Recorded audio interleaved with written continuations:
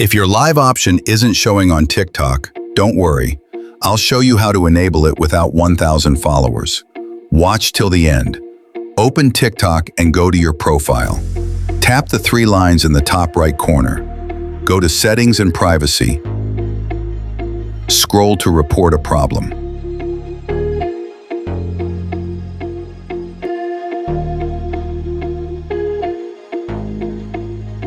Tap Live,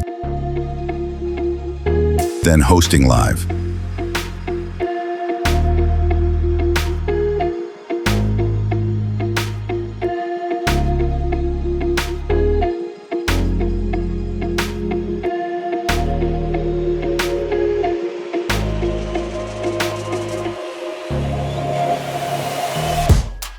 Tap Live.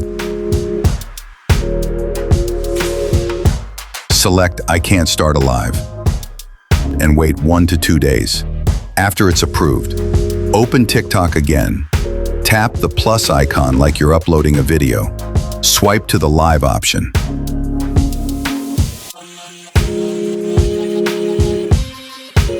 Add an engaging title. Set a goal if available for gifts, likes, or followers. Tap Go Live and start streaming.